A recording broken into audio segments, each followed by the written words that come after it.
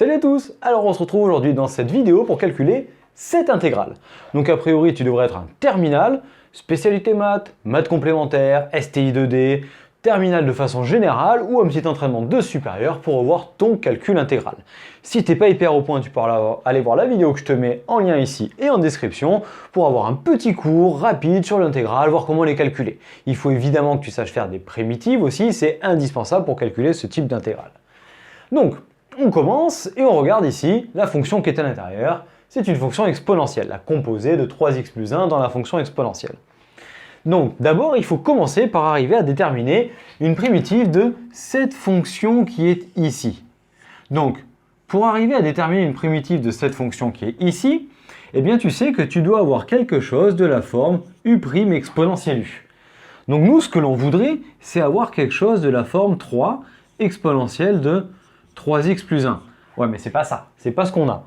Par contre, si je multiplie par un tiers fois 3, je retombe bien dessus, ce qui fait que là, j'ai exactement la forme u' exponentielle u, mais fois un tiers.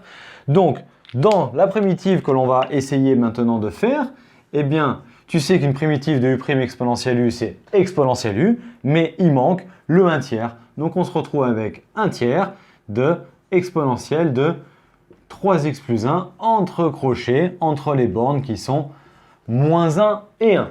Donc pour passer de là à là, ce qui doit se passer dans ta tête ou sur ta copie pour le faire apparaître, on multiplie par 3 pour faire apparaître u' et on divise par 3 pour compenser. Ce qui fait que u' exponentielle u me donne exponentielle u, mais il y a le 1 tiers qu'il ne faut pas oublier là. Maintenant, il n'y a plus besoin que de remplacer les valeurs de x par 1, puis ensuite par moins 1, faire la différence des deux et on obtient le résultat. Donc je suis venu remplacer ici x par 1 et ensuite ici x par moins 1 pour faire le fameux f de b moins f de a qui se trouve dans ton cours sur le calcul intégral. J'ai mis le 1 tiers en facteur pour pas qu'il se balade de partout dans le calcul, ça allège le calcul. Et ensuite 3 fois 1, 3 plus 1, 4 et 3 fois moins 1, moins 3 plus 1, moins 2. Donc on a finalement 1 tiers de exponentielle de 4 moins exponentielle de moins 2 en unité d'air.